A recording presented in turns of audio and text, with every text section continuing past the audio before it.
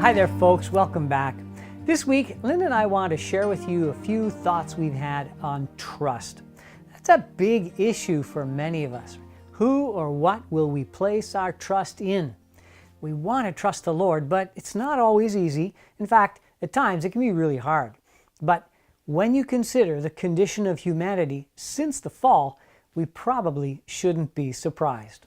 After all, the mess we're in is essentially because of Adam and Eve's lack of trust.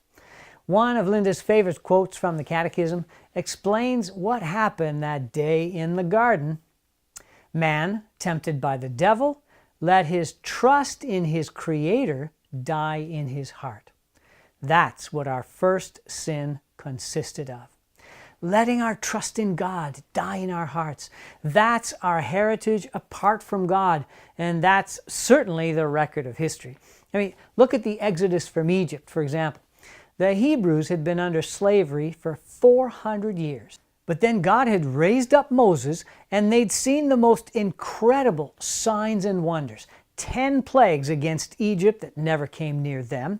The parting of the Red Sea, Pharaoh's entire army drowned, the cloud by day and the pillar of fire by night, manna miraculously appearing on a daily basis.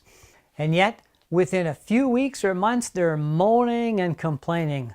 Moses, Moses, what have you done? Did you bring us out here in the desert to die? Oh, the good old days in Egypt. They were pining for onions and garlic. We might shake our heads at that, but are we really very different? Don't we forget the wonderful things God has done for us?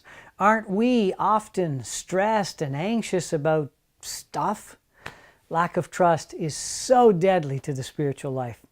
That quote from the Catechism also adds this: all subsequent sin would be disobedience toward God and lack of trust in His goodness. Is it any wonder then that God is so pleased when we do trust Him?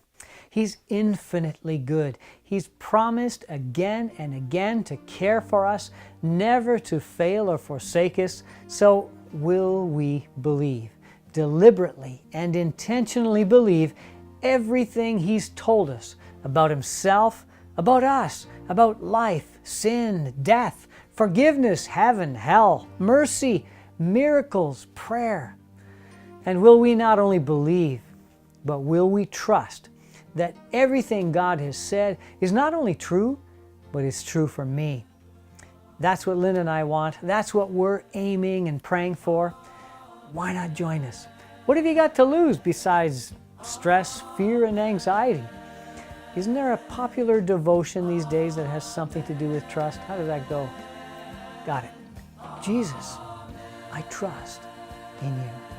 Thanks again for watching. Hope to see you again soon. Bye for now.